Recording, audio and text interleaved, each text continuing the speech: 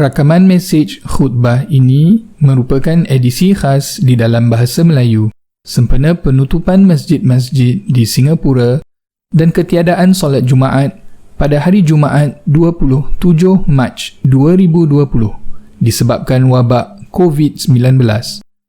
Semoga kita semua dapat meraih manfaat dari mesej khutbah yang telah disiapkan oleh Muiz ini. Amin. Assalamualaikum warahmatullahi wabarakatuh. Alhamdulillahi rabbil alamin.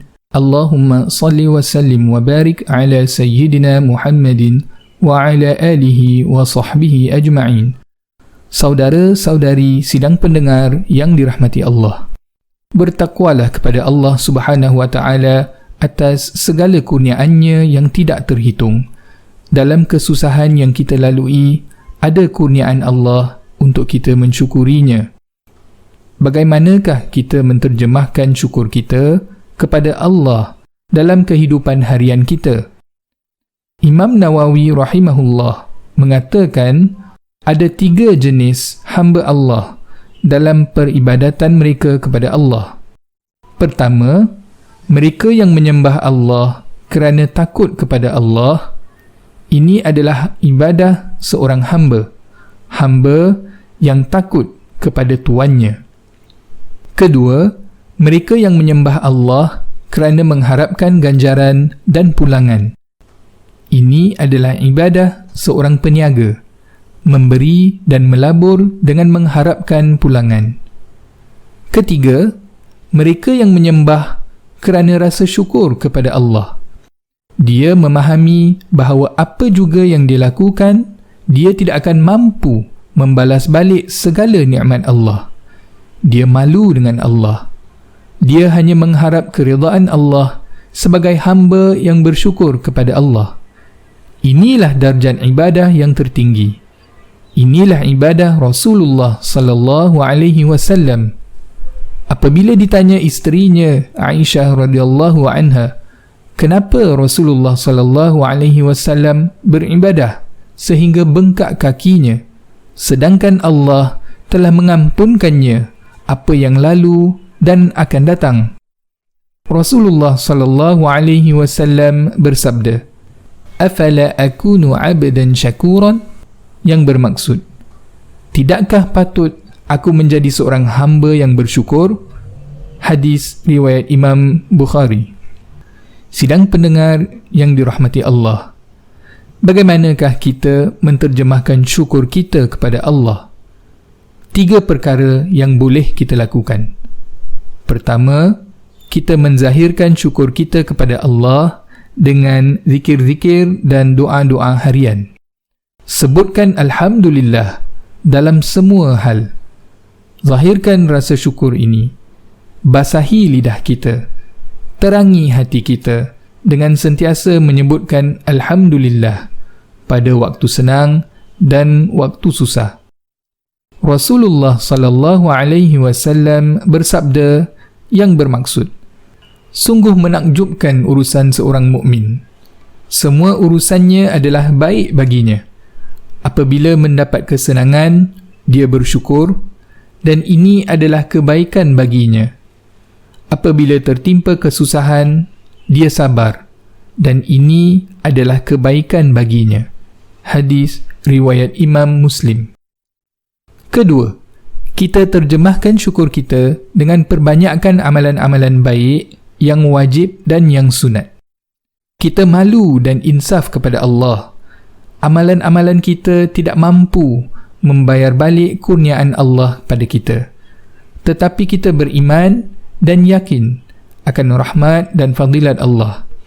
Dan kita lakukan segala ini ikhlas kerana Allah Subhanahu wa taala. Ketiga, sebarkan nikmat dan kebaikan ini. Allah berfirman, A'udzu billahi minasyaitonir rajim. Wa amma bi ni'mati rabbika fahaddits. Shadaqallahul azim. Yang bermaksud, dan terhadap nikmat Tuhanmu hendaklah engkau nyatakan, yakni dengan bersyukur. Surah Al-Duha ayat ke-11.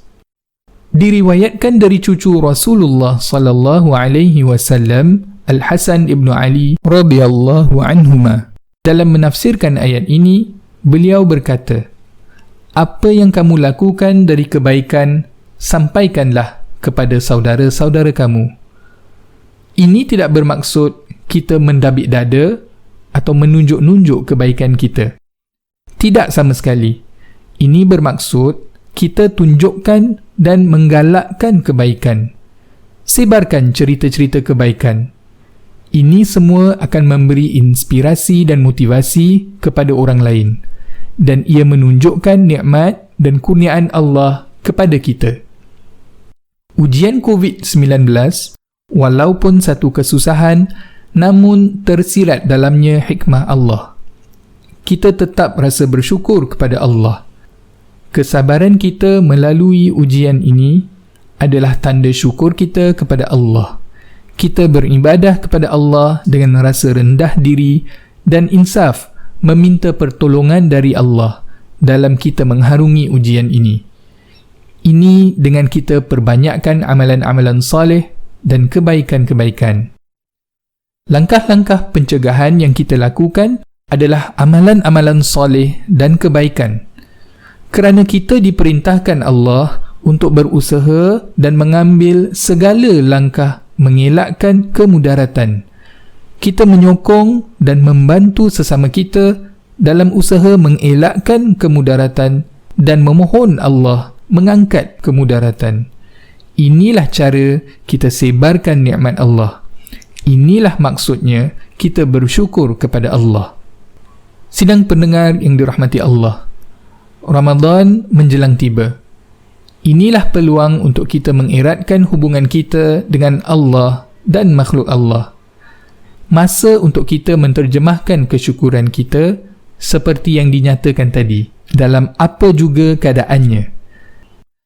Dengan segala keterbatasan dalam kita beribadah dalam bulan Ramadan yang akan datang ini, semua ini tidak akan menjejas peribadatan dan kesyukuran kita kepada Allah Subhanahu wa taala.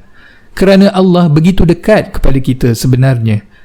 Hubungan kita dengan Allah tidak boleh dibatas oleh apa juga halangan, kerana ia tiada halangan. Marilah para pendengar yang dirahmati Allah, kita sama-sama menzahirkan dan menterjemahkan kesyukuran kita kepada Allah Subhanahu wa taala. Allahumma barik lana fi Sya'ban wa ballighna Ramadan. Amin ya rabbal alamin. Assalamualaikum warahmatullahi wabarakatuh.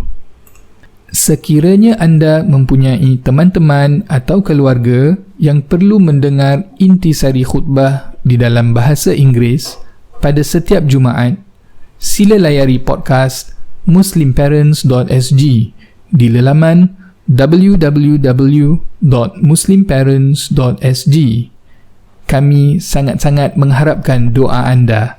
Semoga Allah Subhanahu wa taala memberkati segala usaha dakwah anda dan kami. Amin.